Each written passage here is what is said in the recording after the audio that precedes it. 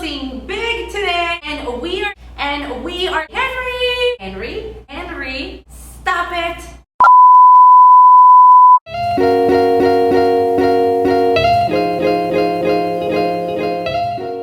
Hello everyone, my name is Itzel. Welcome back to my channel where we talk all about stepping into your power in order for you to overcome anxiety, depression, doubt, and fear, all so that you can start living a happier life. Before we go any further, I am going to invite you to subscribe if you haven't already, and don't forget to click on that little bell button so that you don't miss any upcoming videos. And of course, if you truly like this video, I would truly appreciate it if you gave it a thumbs up. It is the last video of the video series of momming at your best, emotionally, mentally, and physically. And we are closing big because this is in collaboration with the amazing Erin May Henry. She is a branding and business strategist. She helps young entrepreneurs live their best life. She has been an amazing mentor for me, and now it is a dream come true that I am collaborating with her. On her channel, she's going to be talking about 3 tips on how you can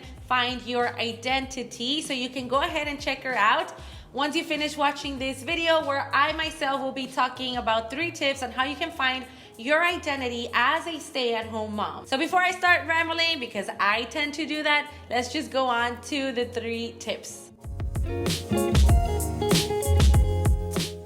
Tip number 1 to finding your identity as a stay-at-home mom is to have a hobby. Mothers, especially modern moms, tend to feel like they're not being very productive when they are relaxing.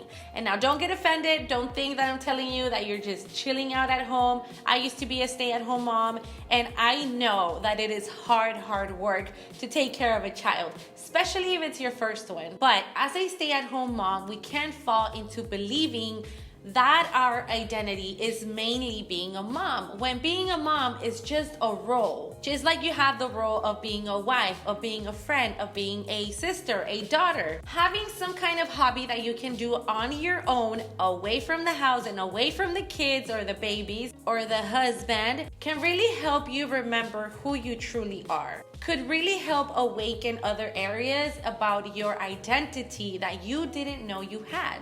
I personally got a part-time job at my sister's shop, and I took it as a hobby, not really as a job. That is what really helped me find balance between motherhood and trying to build a business online and being a wife and everything around it, and being at my best when I am with my son, because I know that when I'm with him, my role is to be a mother, and when I am at my job, my role is to be a worker, or what am I there, like a salesperson or something? The correct word is retailer. No. I sell phones, that's all I do. Tip number 2 is to stop comparing yourself to others. It is so easy to think that other mothers or other families have it all together, that they have it all figured out. And so that kind of makes us want to be like other mothers. We start acting in a different way, or we start putting ourselves down for what we are not. But in reality, if you gave yourself the opportunity to create relationships with other mothers, other families, you would find out that none of us have it together. We all deal with our different struggles. You never know, maybe somebody else looks up to you and think that you have it all together, but you know on the inside that you're like going crazy. Be honest and be true to yourself. Everything is different for everybody. Certain values and beliefs work for some type of families that don't work for other type of families. So make sure that you just look on the inside and work with what works for you and your family only. Tip number 3 is to check in with yourself every season. Children grow, they change, life changes, and so will you and your thoughts and your beliefs and your values. That's why it is so important to journal and meditate and raise awareness and be more mindful so that we can really tune in into our feelings. As our children grow, we grow as a person. We're gonna change.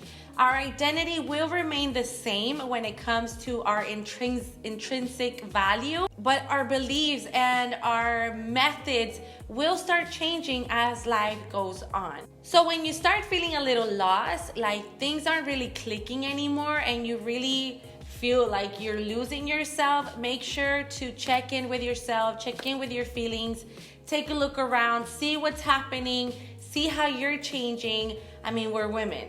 Hormones, and they play a big role when it comes to our emotional state. Your children's and family's needs are to be met, but mainly your needs are to be met firstly. Remember, you can't pour from an empty cup. I would love to hear from you in the comments. Comment down below. What is your hobby? What is something that you've always loved doing, but that you maybe forgotten, or maybe something that you've always wanted to try? All right, we have reached the end of this video. I really hope that these tips help you into finding your identity as a stay-at-home mom. Don't forget to check out Erin's video where she's going to share amazing tips for you. Let her know that you're visiting from my channel, and if you like what she shares, which you will, then go ahead and subscribe to her. She is amazing. I love you so much for watching, and remember that there is no way to happiness. Happiness is the way. I'm gonna stop rambling now, and I will see you on my next video.